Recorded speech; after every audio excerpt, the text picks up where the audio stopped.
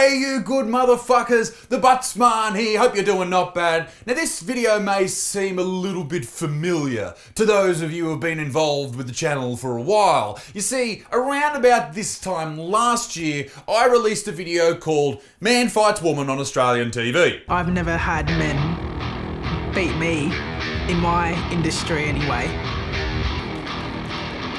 Stand by. Fight!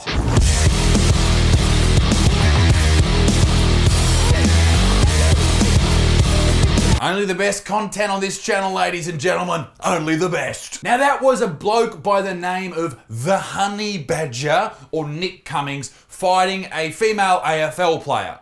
Now, when I say fighting, she wanted to fight him in a task or some strange...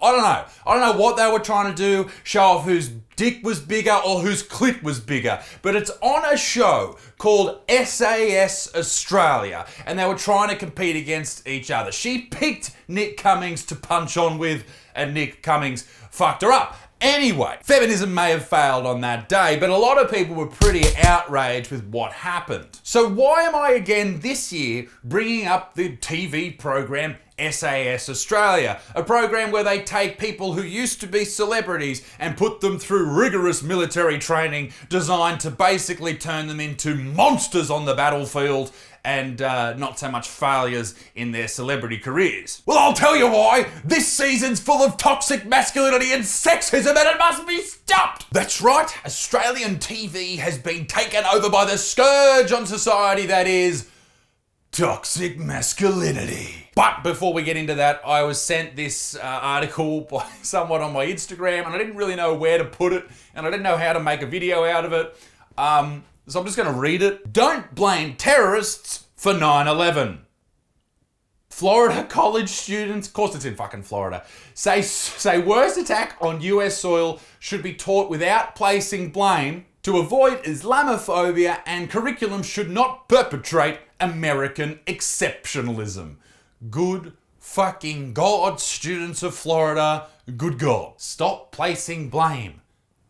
They killed 3,000 fucking people, mate. You don't need to blame an entire religion. Just blame the extremists. You fucking idiots. I think that the 9/11 attack should be taught in a way that doesn't really target like more like who did it, but like more like how we can like move forward and like different like healing processes that we can go through to like make everything like, you know, good again. So the only reason I'm showing you any of this is because I just wanted to make a video basically detailing why we need to show more hate to the youth of today. These fucking idiots are the leaders of tomorrow, and they are carrying on with the biggest fucking garbage of all time. These people are the Karens of their own fucking generation. Here is my message to the woke teens and the woke people who think that they need to spread these messages about the 9/11 attacks, and basically a message to anyone who is known as a social justice warrior or progressive. Fuck you. Fuck you to the moon. Get your t-shirts, they're still available. Anyway, back to the main story. So here is the show. The show is basically putting these people who were once celebrities in horrible situations, designed to break them down from being general people in the population. What do the military people call them? Fucking...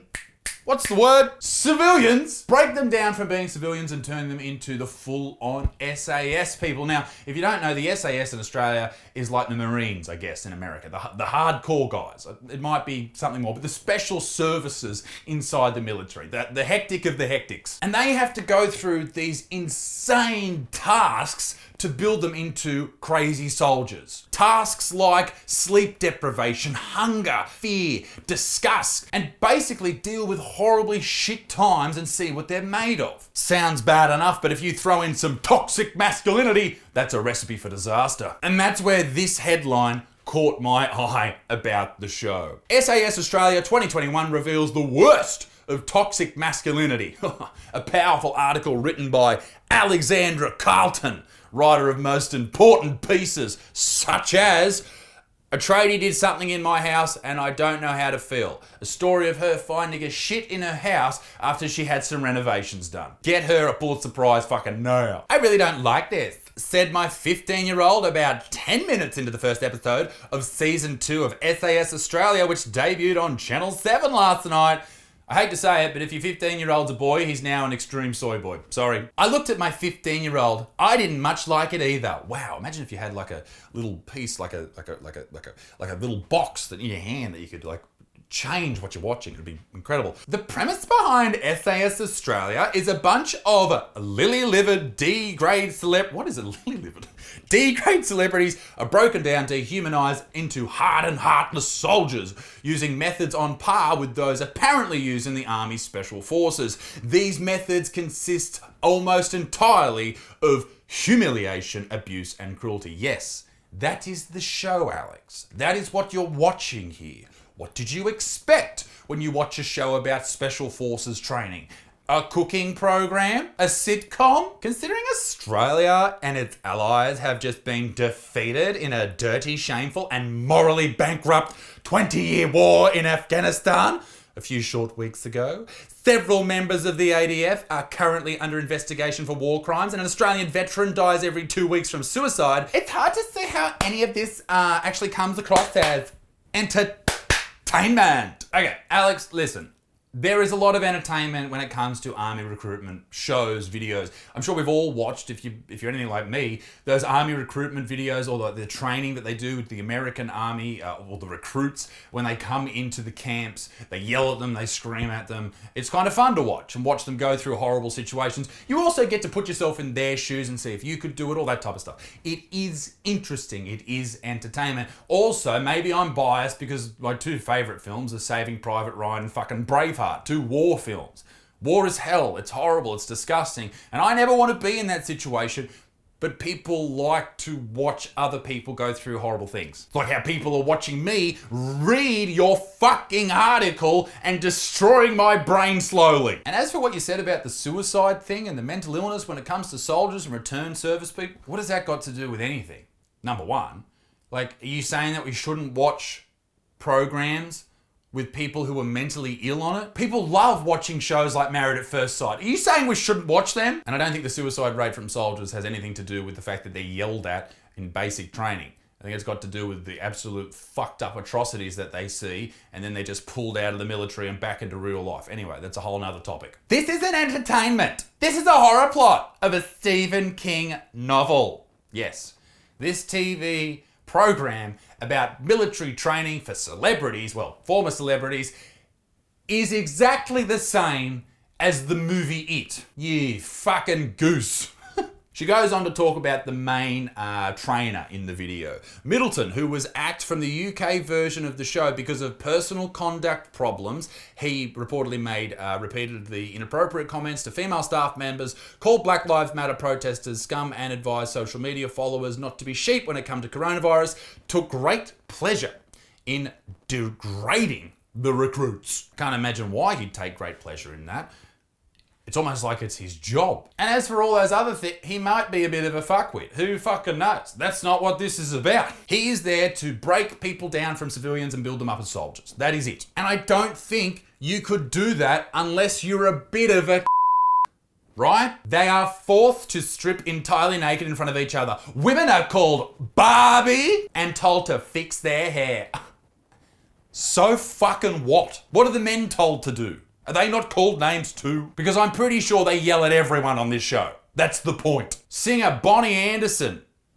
Fucking, I don't know you, Bonnie, but all the power to your sister. Has her fingers pried off the edge of a helicopter as she plummets into a lake 10 meters below. Yes, it's a TV show about doing fucking tough, horrible things and trying to break them mentally. That's the whole point of it. They all had to do it. And when you're going out there in your articles saying, oh, I can't believe they did this to Bonnie Anderson, you are being patronizing to all fucking ends of the earth towards women, suggesting that they can't deal with these type of things that the men had to deal with. Are you saying they're not tough enough? Bullshit. It sounds like a labour warden here mocked the instructors as the celebrities heave out a round of push-ups. So what? So fucking what? They're making fun of him. The pinnacle of the nastiness is saved for ex-tennis star Alicia Molik, who dares pump a single fist in victory after she successfully completed a challenge. This Bellows Middleton is showboating and therefore unacceptable. He screams so close to her face she would have been able to eyeball his tonsils.